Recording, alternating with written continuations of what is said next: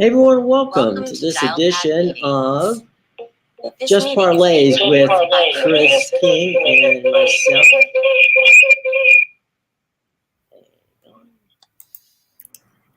Okay, I don't know what that was.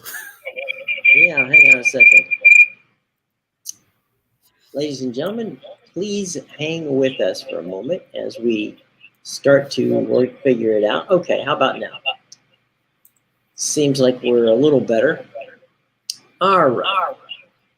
There's still a reverb or an echo of you. Hang on. We will hang on one second. Let's see what we got.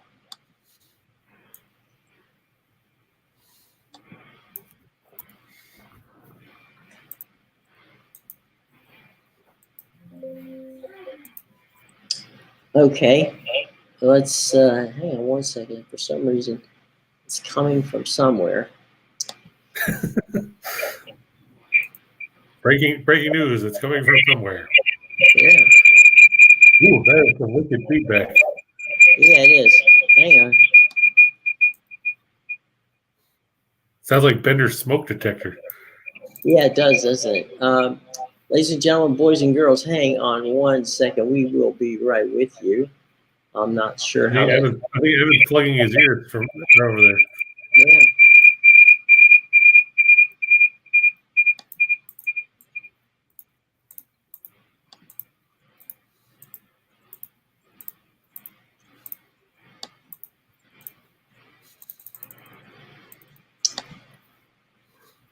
Good to see you, James. Just bear with us. Jim's figuring out the technical difficulties. Huh.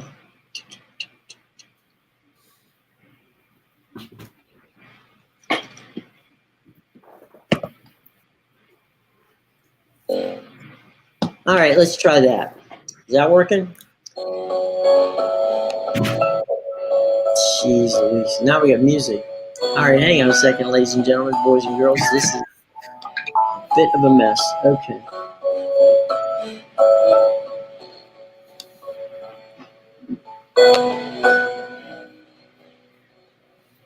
Jim's got all kinds of good stuff. Yeah.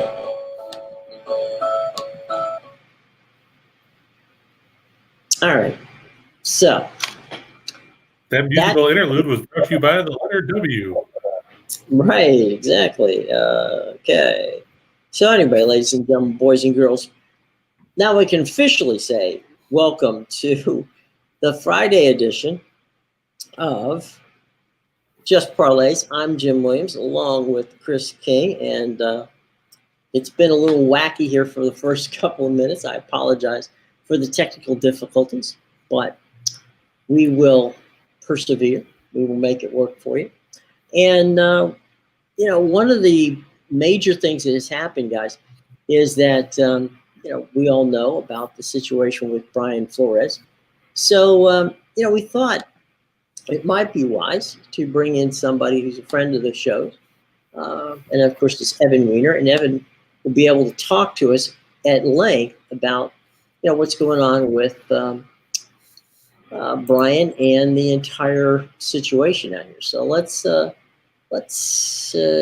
bring in Evan. And Evan, welcome back to the show as always. Hi, Chris. Hi, Jim. How are you? Let's Good, Evan. How are you? Let's talk a little bit about Brian Flores. Well, I could talk about theory. I don't know if I could talk about what to the extent of the lawsuit, but there is a lawsuit out there, class action suit against the National Football League for not for, in his case, he alleges a sham interview that he gave to the New York Giants after the Giants said that, or the Giants can say, they brought in Brian Daboll for the interview, and he wasn't coach yet. Yet Boomer Esiason on WFAN on the, I guess it's the Odyssey Sports Limit now, claimed they brought him in after they made their decision to hire the coach. And he decided he had enough. There would be protection suit against him. We got like 4 different things going on here, do we? Can you hear me? Yeah, okay? Jim, you have issues again? I hope not. Doesn't sound Okay. like You had a bunch of weird sounds kicking out of your screen over there, cutting off Evan. Go ahead, Yeah. Evan, speak. All right. Anyway, I probably can't say very much about Flores because they're going to go through discovery. They're going to go through deposition, and they're going to get right to the heart of the matter. Did the Giants give him a sham interview? But, that's one thing. The other thing is, which I think is more significant, in fact, I do a lot of talks. I'm doing a Zoom talk next week in Schaumburg, Illinois at 11 o'clock Eastern time for a private group. And I'm doing the 1919 Black Sox scandal, the World Series fix and all that. And at the end of what I get to is, and it's about Pete Rose and it's about some college basketball scandals. Can this happen again? The 1919 fix. And I never thought there would be an owner who would tell his coach to throw a game for a draft pick. And that is what Flores is basically accusing Stephen Ross of. You got to think about this because this is getting downplayed. It's not up there, but there are gambling shows out there, right? Betting royalty is your tag there. How could you trust? How could right now you trust that the NFL is putting out a bona fide product? And then you got Hugh Jackson saying the same thing, and then there have been allegations over the years. Well, this game was fixed, that game was fixed. But if you're, and right now the NFL, this is the biggest betting day of the year coming up a week from Sunday, and yet can you trust them to have a bona fide game out? Well, I think one of the things, Evan, is something that you and I spoke to our old buddy, the late great David Stern, when he was commissioner of the NBA, and that was about his idea of, rather than allowing teams to tank, they went to the system of using ping pong balls and make it into a draft lottery. So even if you tanked or attempted to tank, you still were not assured that you were going to get the first round draft picks. Yeah, I mean, but this is, I guess you go back to the 1870s in baseball where you had owners tanking games, and there were owners that were thrown out of major or whatever league it was at that point, National Associate, whatever it was. But again, it goes right to the integrity of your product that there are now two people who are saying, well, these games may not be on the level. And you can't have the NFL investigating itself because you'll end up with the Daniel Snyder thing. Don't see anything here, pay your $10 million fine and you're fine. And then yesterday, of course, the Congressional Roundtable, you had Tiffany Johnston saying that basically Snyder put his hand up her skirt and tried to force her into a limo. They hired prostitutes, which, by the way, is nothing I haven't heard before. I heard that 18 in the 1980s that I was covering in the New York area on that sandbar was bringing prostitutes into a training facility to help the players during that time. That was never corroborated, but it was a story that went on. So this is nothing new. And then there was a new owner in the NFL in the late 1980s. His team was terrible. He fired the legendary coach, and there was the allegation that some of the cheerleaders were doing more than cheerleading to get people to buy luxury boxes at this said owner's stadium. I think, Jim, you might know who I'm talking about. Back in the late 1980s. That was the whisper that went around.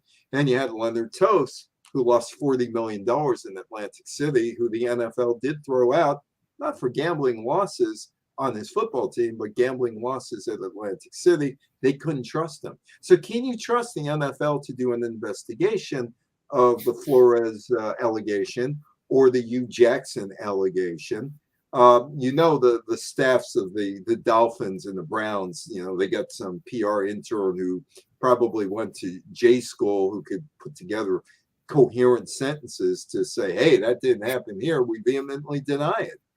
But it's out there. And it's out there before the biggest, the crown jewel event. And it's out there with the NFL having all of its betting partners out there and all sports talk radio stations And even here in New York on Jeopardy, because New York just opened up mobile sports gambling, can you trust the NFL? Is there a trust issue? Evan, let's talk for a second about the situation you're talking about. Normally in circumstances like this, as you said, what's the NFL going to do? They're going to rally behind the shield and they're not going to say anything. However, on Monday or Tuesday in Los Angeles, Roger Goodell's got to stand up and he's got to do a state of the NFL, address. And he's not going to be able to hide from reporters because they're sitting right there. So he's going to have some kind of answer. Well, he could say this.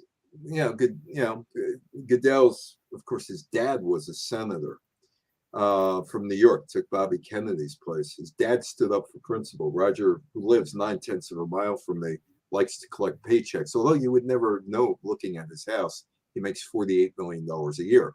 He's going to earn his $48 million because he has to answer the questions. But the answer will be, it is under internal review, and it is now in a legal process, and I can't comment beyond that. And that is well within his right. He is absolutely correct. It's in internal review, and it is in the legal process because there will be depositions and discovery and all that other stuff going on with Brian Flores. So, yeah, I mean, people are going to say, well, he doesn't want to answer it. But if he says something, it could be held against him. And I'm sure that the NFL's brain trust has sat down and said, hey, you know what, Roger, this is what to say. Say nothing. And, of course, he's now got the allegation from the Congressional Roundtable that Daniel Snyder was involved in these shenanigans. Jim and I know one of the people very well who got fired, Larry Michael, as part of the NFL's internal investigation. Apparently, there's more to it than we see or we have seen so far. Now, how much variety is there? Funny thing about the NFL, excuse me, Chris. Funny thing about the NFL, nothing sticks. Really, nothing sticks. Nobody talks about concussions anymore. And I did a thing with I guess it was Brent Boyd years ago. He said, all of us old players are on Medicaid. He said, and somebody else told me within that circle, the Bennett Malu circle, that more than $1 billion of taxpayers' money goes to pay for the medical bills and Medicaid of former NFL players. Now, how much variety do you think there is to all this, Evan? Do you think where there's smoke, there's fire, or is this Flores with a little bit of sour grapes? What do you think? Look, what do you think the end result's going to be? He's not going to work in this town anymore. Any town. This town meaning the league in general. Yeah, he's got a shield. I mean, the NFL is very vindictive, extraordinarily vindictive. And Flores had to know that going in. Maybe he just said, I'm tired of it. I'm just tired of it. I'm never going to get another job again. I'm highly regarded, but I'm never going to get another job again. And, it's time to take a stand. And Hugh Jackson may get involved. I don't think too many people are into committing career suicide because that's what Brian Flores did. Because, if you're an NFL owner and you're a member of what is really a good old boys network, if you ever dealt with them, you know it is. I mean, they don't live your life and you don't live their lives. They do talk to one another, and all they care about is money. And these are, as our mutual friend Jeff Beeren, Jim and I mean, was my best friend in the NFL with the Oakland Raiders until he retired as one of their legal counsels. It's just all about money. And that's basically it. It's all about money. We'll shut you down. We'll do this. We'll do that. Jeff was part of Joe Alito's team that beat Rozelle and then let the Raiders move to Los Angeles. But, there's no honor there. I mean, if they could knife each other, they'll knife each other. And they'll do it with a smile on their face and a knife in the back. And you go to places, the NFL, and these people are Mr. or Sir, or all that because they got money, and because they got money, if they just want to run out the clock, there's no way Flores has that kind of money, and they'll just beat them down. And he's never going to work in that town again. There's no Al Davis there to hire him anymore. Tell me who would hire a renegade anymore. Al's not around anymore. And, he has committed career suicide. As far as the other guys, I'd be very surprised if, I think they may, it's like Kaepernick. Kaepernick committed career suicide also. I think that maybe they'll throw him a bone at some point because you got to remember, this is going to be played out in two separate areas, one in the legal area and one in the courtroom of the public opinion. And the NFL can manipulate that message through Mortensen or Shefty or one of those insiders, because basically here's the deal with an insider. They trust you. Here's the information. Don't double cross us. You become an insider. That's how it is. It's journalism 101. I want to be up somebody's rear. Okay. I have no problem with it. Obviously, take a look at those emails with Shefty and Bruce Allen. This needs to be, and the other thing is Disney doesn't care. Disney doesn't care, but the NFL will shape the message through their 6 or 8 people that they rely on, that they give everything to, Jay Glazer and all those other people. And they just put it out there. And so they will control the message. They will try to trash Flores. They will try to in fact, they've already done so. Hugh Jackson, deny. Because I've been around that league for 40 years. I know how they operate. And, it depends on, Flores, I'll give him a lot of credit. He's got a lot of backbone to stand up to these guys. Because it's funny. Don Fear once told me, when he was the baseball executive director of the Players Association, he says, you walk in, and we're talking about how you go about it. He says, you walk in and you realize that you're up against 24, 26 of the biggest bastards in the world. And you're not going to be popular going against them. So you better steel yourself for a lot of criticism, and a lot of stuff's going to come out about you. And there's some stuff that I could talk about that I won't, because Don's still working, and about Jerry McMorris and trying to plant dirt on Don. McMorris was the Colorado Rockies owner at the time. And so, you got to prepare yourself, because these guys are going to come at you, and they got a lot of allies in the media, and they're going to try to discredit you at all spots. And that's what Flores is going to face. And even if he's right, he's not, there are going to be people who are going to hate him for the rest of his life, because he's going to burst the bubble. Now, say that it comes out that he is right, Evan. Could this turn Stephen Ross or Jimmy Haslam into a situation like we saw with Donald Sterling or Jerry Richardson, where the league forces him to get rid of the team? Hey, you know what? Or no? It's worse than that. Criminal activity. That's why the NFL can investigate it. That's why the DOJ has got to get involved. I mean, let them investigate. I mean, that's the core of the public opinion, which doesn't matter. The real people that matter are the lawyers here, and the jurors and the judges.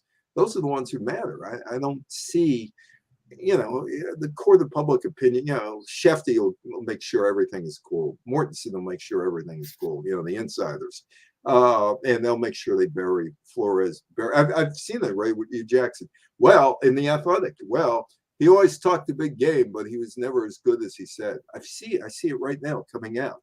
And I've been around there. I know how those guys, I know how Joe Brown operated.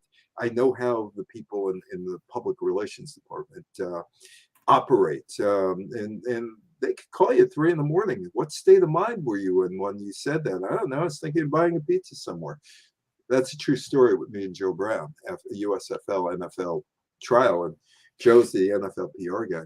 And he calls me one day, and after I did something for our buddy Ted Webb in Florida, And he called me. What was your state of mind when you were on Ted's show? Actually, Jim, if Ted would have given me some stuff, I might have been in an even better state of mind.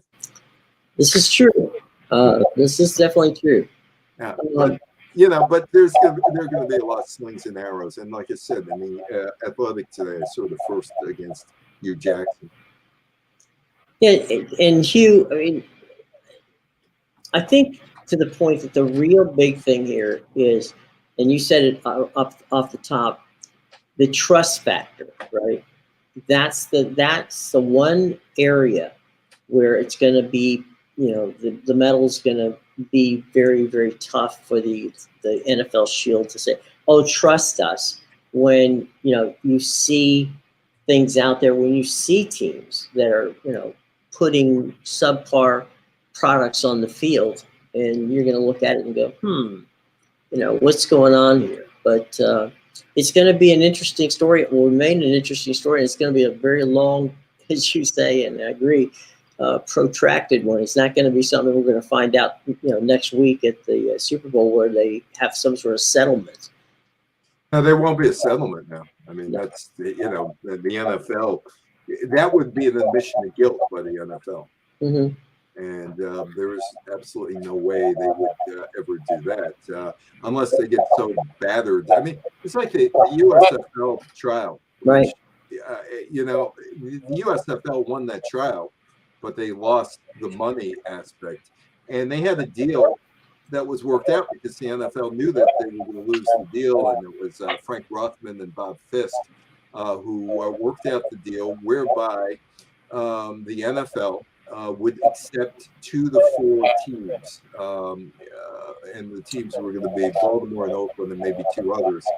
And was one of the others. Yeah. So and the deal was settled by one guy who became president of the United States because he wanted the 4th team in the New York area.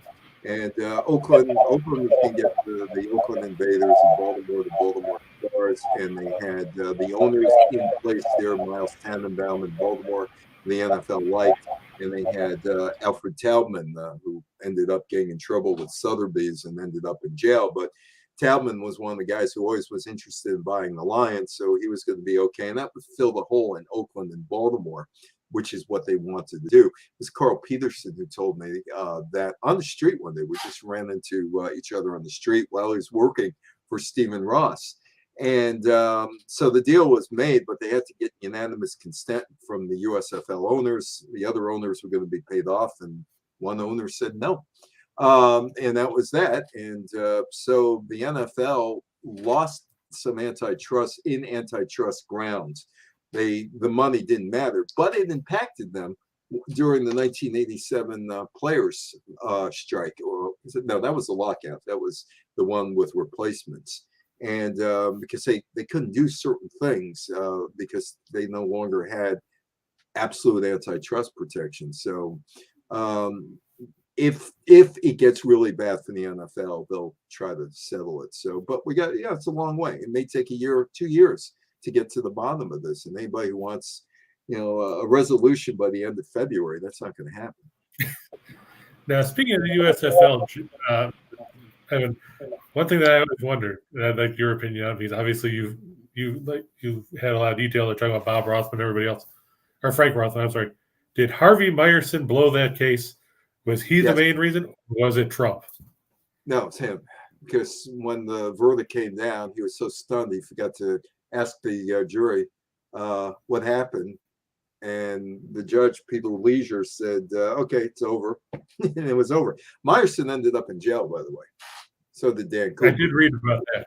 Yeah, they were the 2 lead attorneys. They ended up in jail. And Meyerson went into business with Bowie Kuhn, and they built their clients. And Kuhn ran off to Florida in exile, and Harvey took the downfall on that thing. So Harvey did a great job, actually. Convinced Mrs. Sanchez that the NFL is flirting with Loretta Sanchez, who was the jury foreperson, and he did a good job with her. I mean, he was, winking at her and smiling at her all the time, and that's when I learned that 99% of good lawyering is acting. and that the real lawyers are in the back room doing the work, but the ones in front, the showmen, they're great actors.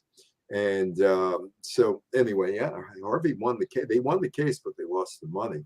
But Trump just, the thing is, Trump gets a lot of blame, which he should. But when he entered the league, took the team over from Walter Duncan, the other 11 knuckleheads in the league, with only one sane owner, John Bassett, as Jim could tell you, right? Bassett said, hey, every week there are going to be 6 winners and 6 losers. The guy who spends the most money on players may be one of those 6 losers. Think about that. And Bassett ran the first-class operation in Tampa Bay. But you had Oldenburg in Los Angeles, who gave Steve Young $40 million, $1 million a year over 40 years, which Steve Young is still collecting. They gave money to people that, as George Young once said, after he got Gary Zimmerman, or Zimmerman went somewhere, he got Barthos. He said, I couldn't believe the contracts they gave out to offensive linemen. They did themselves in, and Trump just pushed them over the cliff. Now, would Roy Cohn have been better? What was it? Would Roy Cohn have been better had he not, had health issues? First time I met Roy Cohn, he stunk of aftershave lotion. Couldn't get near him, and he wore socks that matched his eyes. That's my first impression of Roy Cohn, and that was the George Brett Pintar game. And George hired him, and we were in court. And that's the first time I met Roy Cohn, because George hired him after the Pintar game, and George didn't want. It was George not really wanting to play, and the Yankees would have won, and all this other stuff. And that's where I met Roy Cohn for the first time through George Cameron. I don't know if I told you that story, Joe, about meeting Roy Cohn for George. I met a lot of people through. Yeah, George. No, it was the aftershave was Old Spice, because I sat next to him at the baseball banquet in Florida. Roy Cohn. It was, I could tell what it was. But anyway, Evan, thanks a lot for joining. I'm going to babysit now. All right, buddy. Thanks a lot. And by the way, my granddaughter is a Borscht Belt performer. I've sent Jim the videotapes already. That's right. So tell Roberta we said hello. Yeah, we were yesterday. She's on with her aunt, whose name is Megan. And I said to Roberta, I said, tell Megan who's on the $1 bill. She looks at Megan and says, Megan's on the $1 bill. There you go. 2.5 years old, working on the jokes. That's right. So well, have a great weekend, Evan. We'll talk on Monday, and Chris, take care. And think about that question. If you're betting, is the NFL a bona fide competition? That is indeed something that I gotta ask right now. That's going to be a big question. There's no doubt about it. Well, have a great one, buddy. Be well. Thanks, Evan. Glad to see you. It's always a pleasure to see you. All right, we're going to take care of some business here. We got a whole bunch of really cool stuff going on for you. So look, folks, queue up your questions. We got tons of questions. But let's first get to all these outstanding deals for you. And we got a ton of them. Let's start with Caesars, okay? Now, Caesars Sportsbook has a brand new offer to winners and whiners viewers from the only sportsbook app that has Caesars rewards, okay? Now, here's the deal. The deal is, if you're a new sign-up, they're going to match your first deposit with a free bet up to $1,500 when you deposit at least $50 and use that promo code, okay? There's the promo code scrolling under me. It's also in the show box below. So if you're going to go ahead and bet with this, Caesars Sportsbook, and we highly recommend it, that you give them a shot. If you're a new sign-up and you use their app, then they're going to match your first deposit with a free bet up to $1,500 when you deposit at least $50 and you use the promo code, which is scrolling below. Now, we also have something going on from our buddies at MGM, and here's what they've got going on. All right. Now, BetMGM has an offer, again, for winners and whiners viewers with a great deal for first-time signups, and here's their deal. Their deal is Winners and Whiners fans can get a risk-free first bet up to $1,000 for any new customers, but you have to put a deposit in of at least $10. Okay, so $10 gets you into that deal, and you got to try betting on the MGM app, which we highly recommend, as we said before. You make your wager on that app, and you get the deal. But you must use the bonus code, which is Video Winners. There, all of that information, of course, is in your show box below. Now, if you happen to be in an NBA market, here's another deal. This one's from Caesars, all right?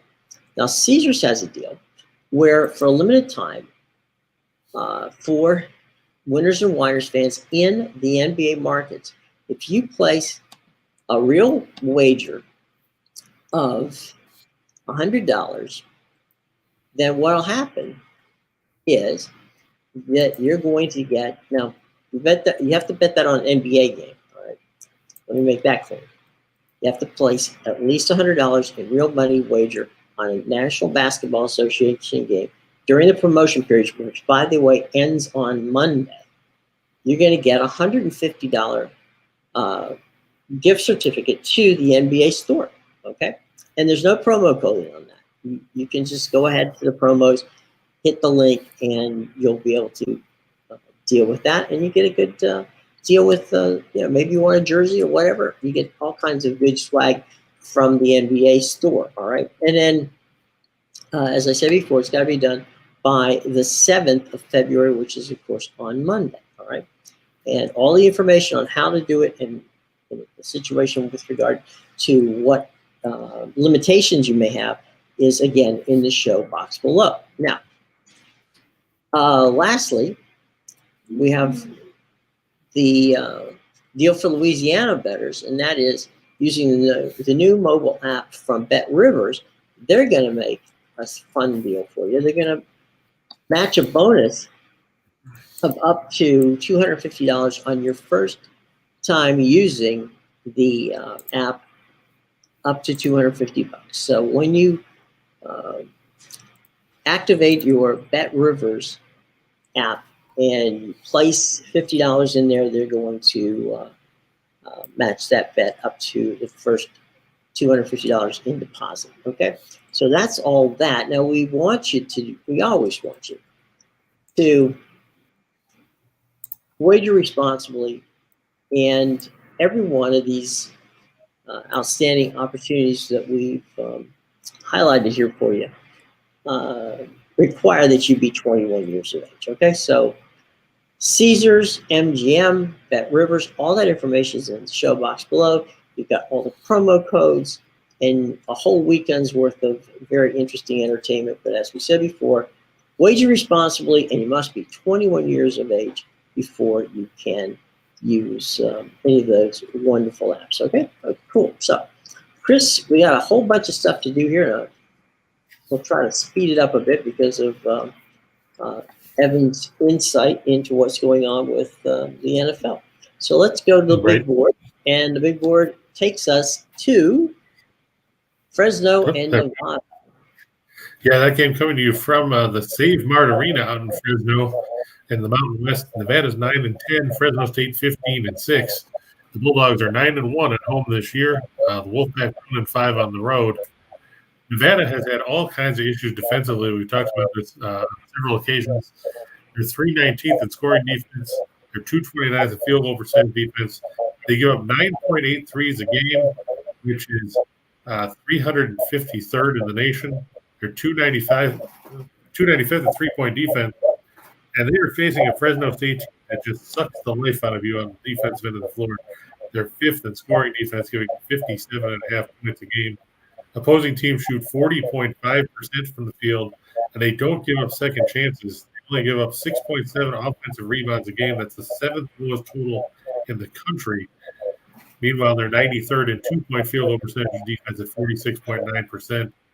Fresno State's 7-0 against the spread in their last 7 as home favorite. They're 5-0 in their last 5 at home against teams with a losing road record. Nevada 1-9 against the spread in their last 10 against teams with a winning straight-up record. A big question mark for Nevada 22, Jim Grant Sherfield, who scored for the Wolfpack, is questionable. He missed the game the other night against UNLV. Absolutely terrible, playing in the Wisconsin Center, losing to the Rebels 69-58. Game that wasn't close. I watched the first half and just saw a completely disjointed Nevada team. They're not going to have any luck going to Fresno State and dealing with Orlando Robinson's defense. Justin Hudson's team gets the victory at home for win number 16. Well, let's go from the West to the Midwest because we've got some interesting games going on there. Right. In the Horizon League, this game was supposed to take place yesterday. Wright State, full favorite by 4. Apparently, the day off didn't change the line at all over Detroit Mercy. Wright State's 12-10 on the year, but they're 10-3 after starting the year 2-7. Meanwhile, Detroit Mercy 8-10, the Titans 3-10 on the road. The Raiders are 7-2 at home. Wright State 83rd in scoring offense, 75.3 points a game. They're 58th in field goal percentage. They shoot better than almost 54% from inside the arc, and they're very good at the free throw line, which is something that we talk about. It seems to be good. It seems like mid-majors are good at the line, and power conference teams are not good at the line. But they're 21st in the country at 77.3%. Detroit Mercy 164th in scoring defense, which is strange because if you look at the rest of their metrics, they're terrible. They're 277th in field goal percentage defense. They're 312th in two-point defense at 52.2%. They go up 8.2 triples a game, and they're 250th in three-point defense. The Raiders like to run. They're 49th in adjusted tempo at 70.4 possessions a game. Detroit Mercy is a little bit slower. They're 240th at 66.2. The problem with the Titans, other than the fact that they're on the road, and as we see, they're terrible there, is that beyond Antoine Davis, they don't really have a secondary scorer that you can rely on. Meanwhile, Wright State's got 4 starters from last year back. 3 of them average better than 15 points a game. You can't really argue with that kind of production. The Titans are 10-21-1 against the spread in their last 32 after a straight-up win by at least 20 points, and that's because they beat a non-Division I school in Michigan Dearborn the other day. And the favorites gone 9-2-1 in the last 12 meetings. Wright State plays good basketball at home, and they play well offensively. They're a little deeper than Detroit Mercy when it comes to having options on the offensive end. Give the edge to Wright State. And Jim's mic is off, and he's talking anyway.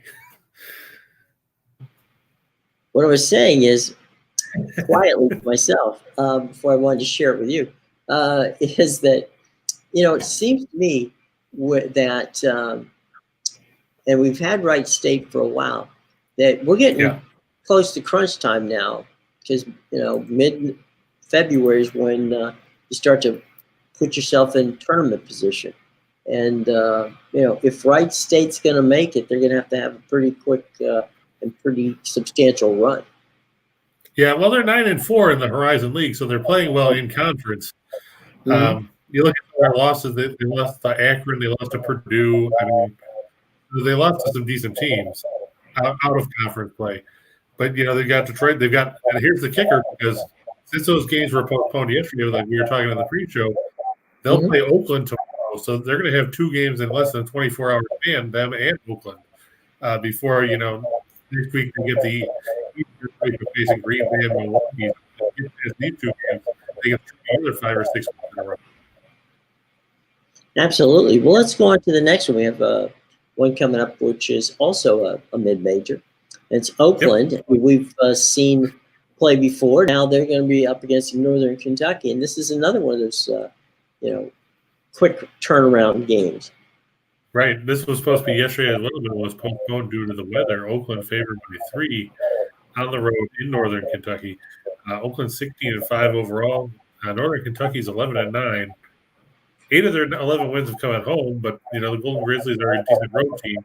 They're very good on the offensive end. They are 76.9 points a game. They shoot 54% from inside the arc.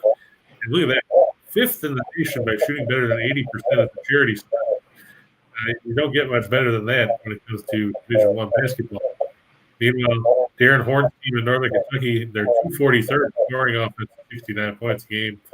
They're 326th in field goal percentage at 40.5%. They're 311th in 2-point shooting, and they're 285th in strike, 67.6%. So it can cut either way. If Northern Kentucky's close and they get some fouls, they can't knock down free throws to close the gap. If they're ahead, they can't knock down free throws to put the game away. It makes for an uphill climb, especially like we said, Oakland shooting better than 80% at the line this season. Oakland 6-1 against the spread in their last 7 against teams with a winning record. They're 4-1 in their last 5 on the road against teams with a home winning percentage greater than 600. Northern Kentucky 1-5 in their last 6 against teams with a winning percentage above 600. Hopefully, for Oakland's sake, they don't keep on looking ahead. Like we said, they're going to play right state Martin now with a quick turnaround. But, I like the Golden Grizzlies on the road. All right, so that does it for our college basketball for the day. Let's go on to the association. As we all know, tonight is the NHL skills competition, and that's on ESPN, and then on ABC will be the NHL All-Star game. So that's All-Star weekend. And Can he not? No, it's going to be on ESPN. I thought it was going to be on TNT, but it's ESPN. It has it in ABC. So Denver and New Orleans. Yeah, that's coming to you from the Ball Arena out in Denver. I still call it the Pepsi Center because that's what I thought it was up until a couple months ago. I didn't realize they changed the name. But the New Orleans Pelicans are the visiting team in this one. Denver's 28-23, New Orleans 19-32. The Pelicans are 8-19 on the road. Meanwhile, Denver's 13-9 at home. New Orleans 26th in scoring offense, 26th in field goal percentage, and 26th in three-point shooting. On the plus side, you can say they're consistent.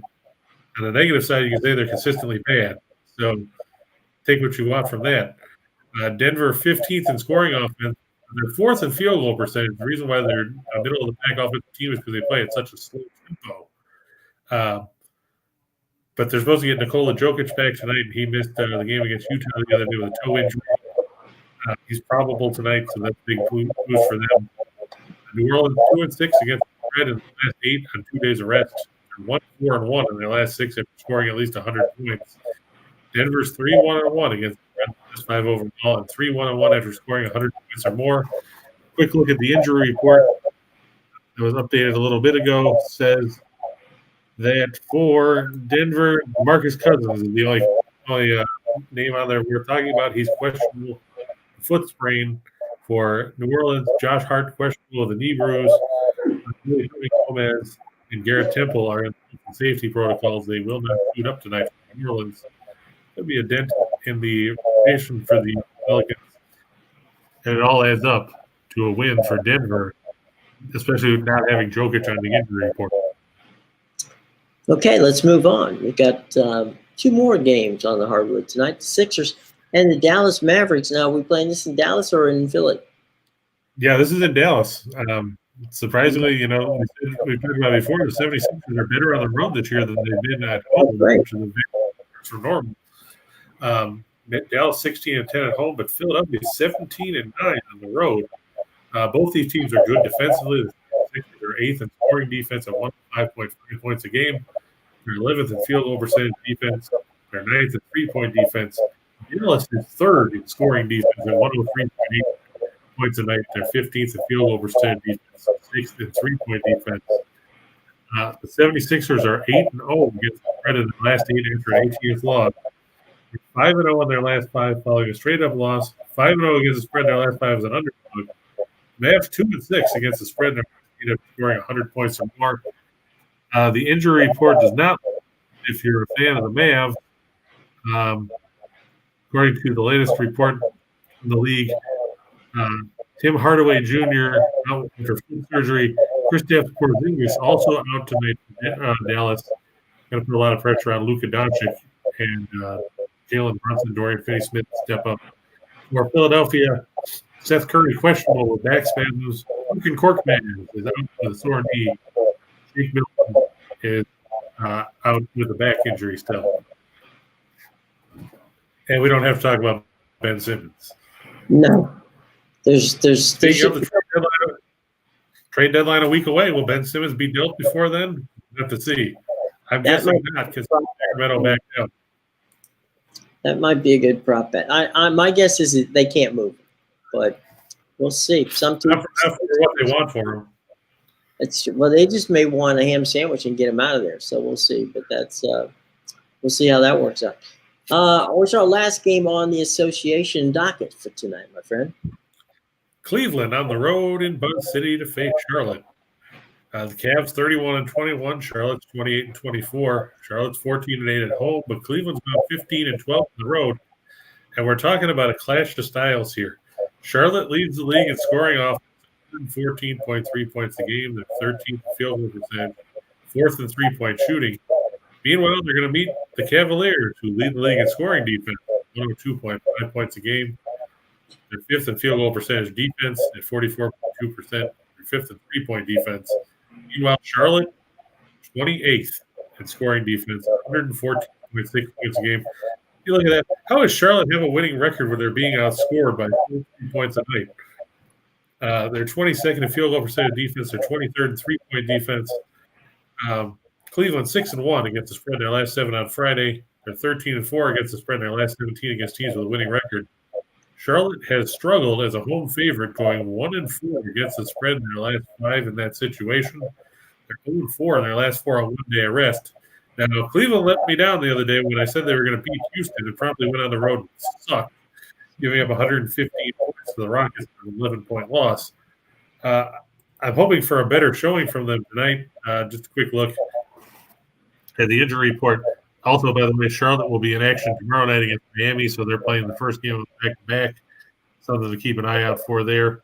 In this case, Gordon Hayward is questionable for conditioning after coming off the COVID protocols. Kelly Oubre Jr. is available tonight for Cleveland. Darius Garland is out with a sore back. Larry Markkinen out with an ankle sprain.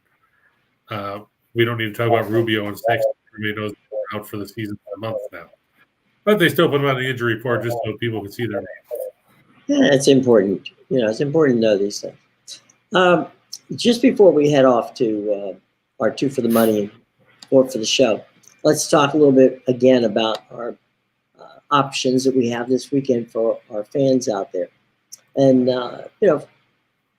we all want to get involved with the folks at Caesars because they're wonderful people.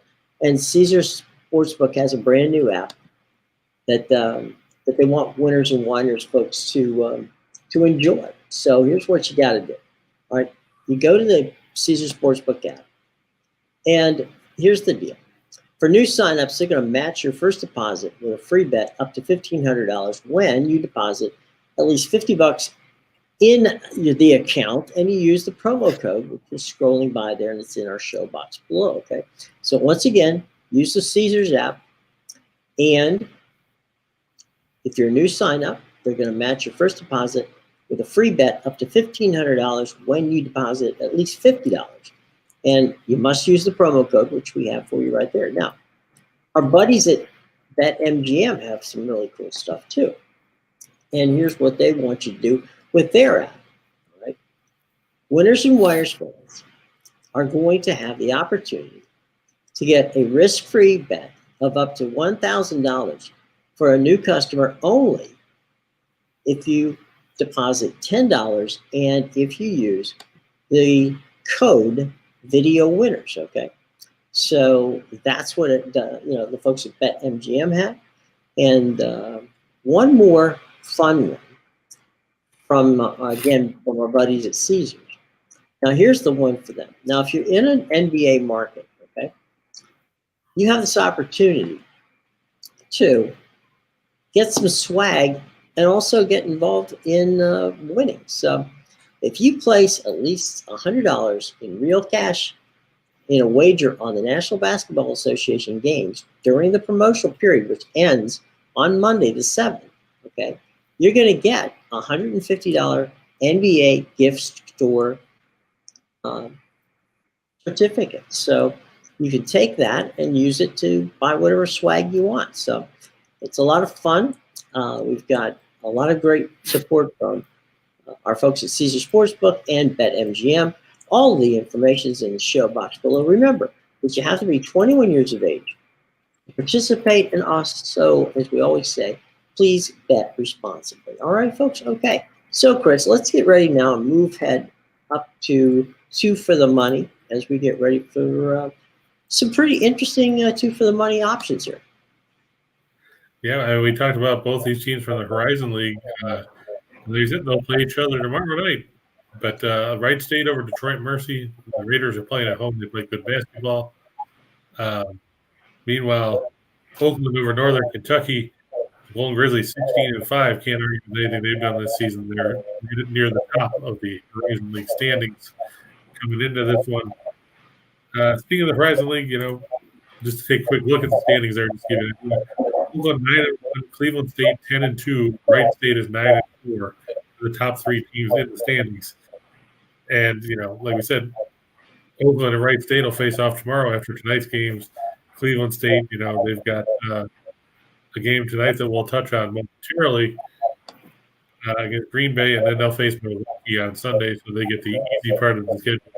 For those of you looking forward, Cleveland State will face IUPUI next Saturday. For those of you fans of the Jaguars that are wondering where they'll be next, they'll be at home to face Robert Morris tomorrow. So there you go on that front. Roland's question. I think only shifting half a point is fine.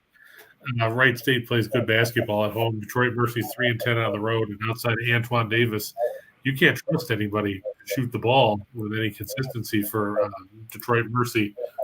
Their best bet is going to be to try to slow the game way down and go to that snail's pace, but they're still going to have to deal with Tanner Holden and Grant Basile inside. Those two combined for 38 points and better than 50 rebounds a game. Not counting Trey Calvin out there on the outside. It's going to be a tough night for Detroit Mercy. Elliot has a quick question.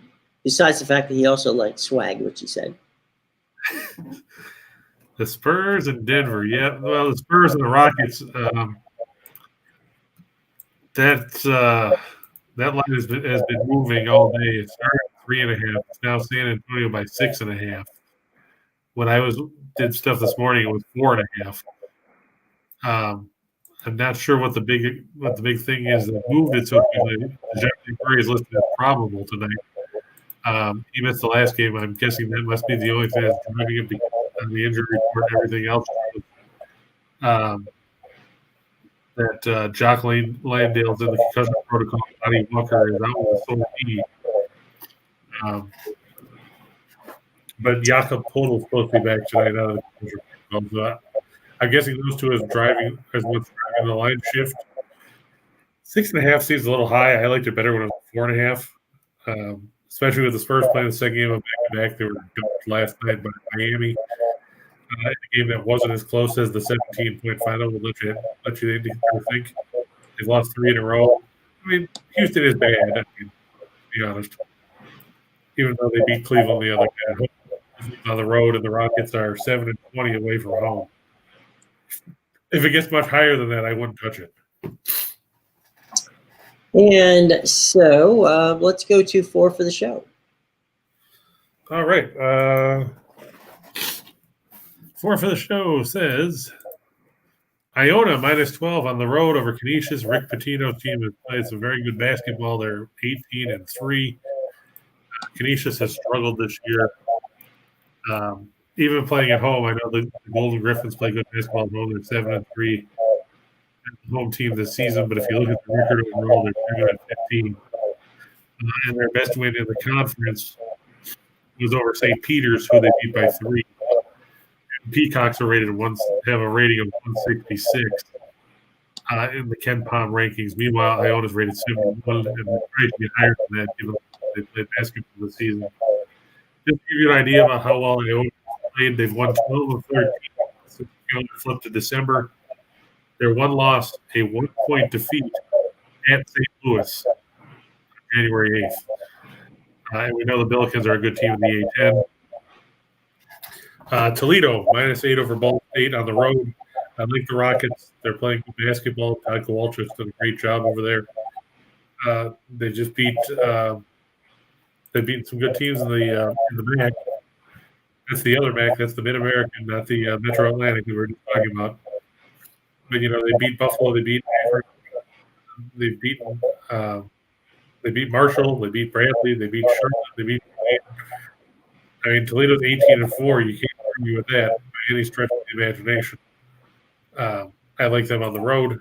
Fresno State, we talked about. Nevada's terrible on the road. Fresno State's great at home. Their one loss was an overtime loss to Boise State. Should have no problem beating Nevada here. And Philadelphia +2 over Dallas. Like we said, Porzingis won't play. Hardaway won't play for Dallas. It's going to be a rough night for the Mavericks on that front. There you go. All right. We've gone 2 for the money. We've gone 4 for the show. And now it's time for our menu. We have a little bit of everything, and you can mix, you can match. Go ahead, Christopher. Tell us about mixing and matching here. Well, we talked about Cleveland State there. They're playing Green Bay. Green Bay is, well, let's be honest, they're awful.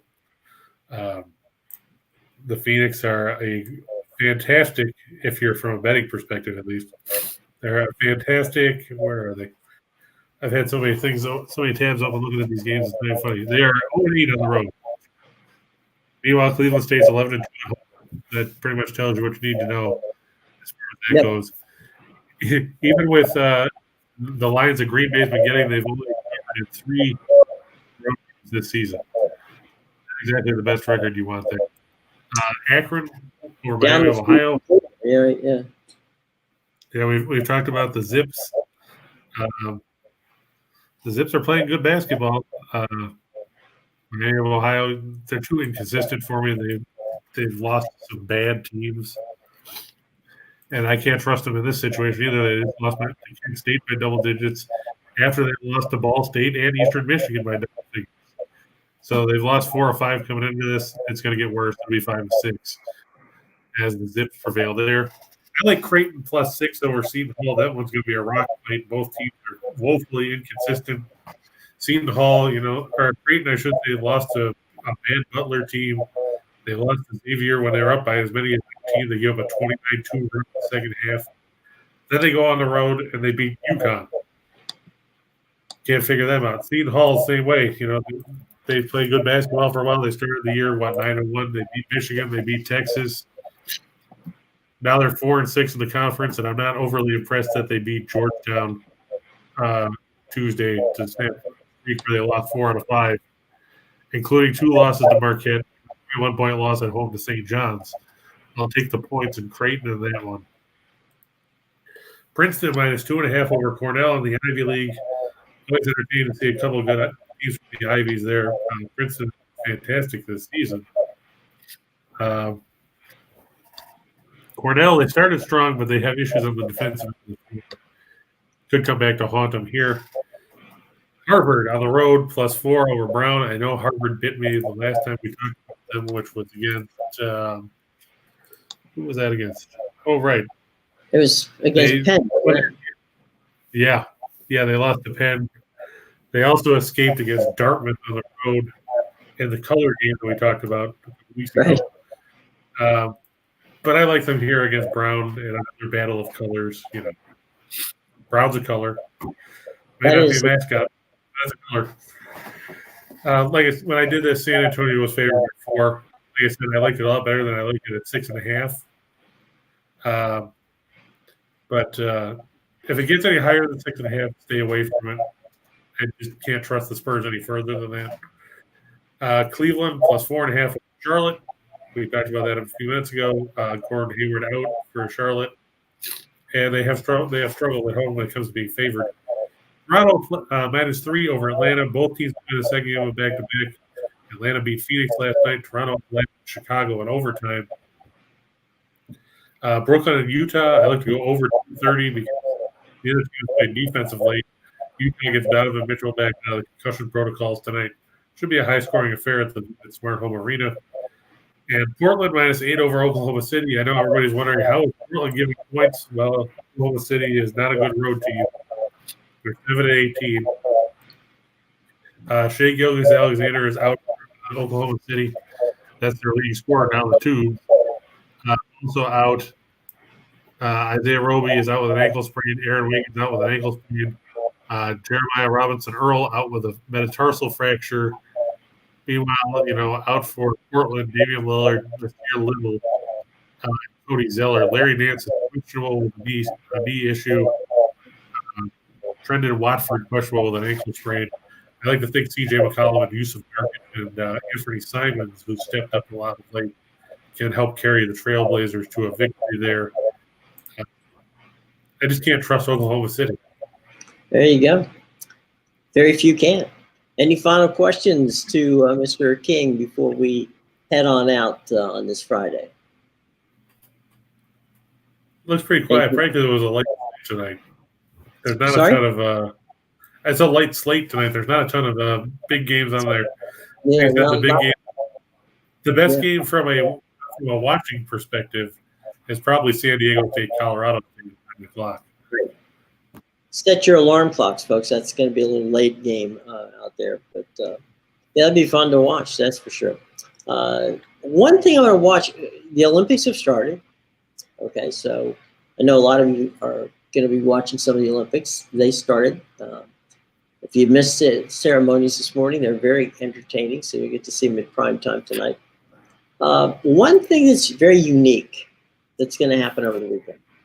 Now, the LA Coliseum over the years has been a really amazing facility. I mean, consider the fact that it was built in the 1930s and renovated, constantly.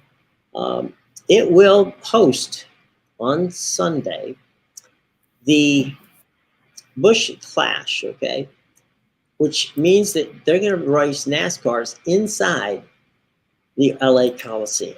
So that might be worth checking out, even if you're not an auto racing fan. That could be pretty interesting. If you're a golf fan, well, then you're in good luck, because this is the week for the Pebble Beach Pro-Am, which is always entertaining. You get Bill Murray, you get all these wonderful, crazy stars out there. Plus, you get one of the most amazing golf courses in the country. So, we touch on as much as we can, but there's a couple of items that I would suggest. That'd be my sports TV parlay. Would be watch a little bit of the golf and watch a little bit of the race, just to see something a little bit different. So, what are you planning on doing this weekend, Christopher? Well, I mean, you have to remember too, tomorrow is Tobacco Road. Mike Krzyzewski goes to Chapel Hill. For the last time. So there's that. I think that'll be interesting. There's a lot of good college basketball games on the slate this weekend. A lot of good rivalry games. I'll be interested to see how that Busch Class pans out, because we talked about that before. Trying to drive on such a short track is like trying to pass at Bristol. It doesn't necessarily go well. And this is smaller than Bristol. Well, there you go. So that'll make it even worse. A couple games to watch for tomorrow. I'd watch for Illinois, Indiana. You're going to get a clash between Kofi Cockburn and Trace Jackson Davis, two of the best bigs, not just in the conference, but probably in the nation. And you got UConn Villanova as well. The battle of top teams there in the Big East. And if you want to see the number one team in the nation blow somebody out, Auburn plays Georgia. That will definitely be the way it works. The only team that beat worse is Florida. So there you go in the South. But all right, so there's a lot of fun stuff. Come back on Monday, because we're going to start. Sorry? I said don't watch the Pro Bowl. Yeah, we're going to be back on Monday, and we're going to start a week's worth of prop bets on what's going on for the Super Bowl. It's all, we're going to have a ton of good Super Bowl content all next week, so you'll want to join us. And then, of course, we're going to have our normal stuff, and the NHL will be back. So there you go. All kinds of good stuff, right? So for Chris King, I'm Jim Warner. What now? James said hit the like button. Oh, James, buddy. All right. For James, hit the like button and the subscribe button. Greatly appreciated if you did. And don't forget, top of the hour, 3 o'clock, a little less than half an hour from now, Scott and Scott will be here for the Winners and Whiners Sports Betting Network and their show, which is Back to the Window. So by all means, check them out.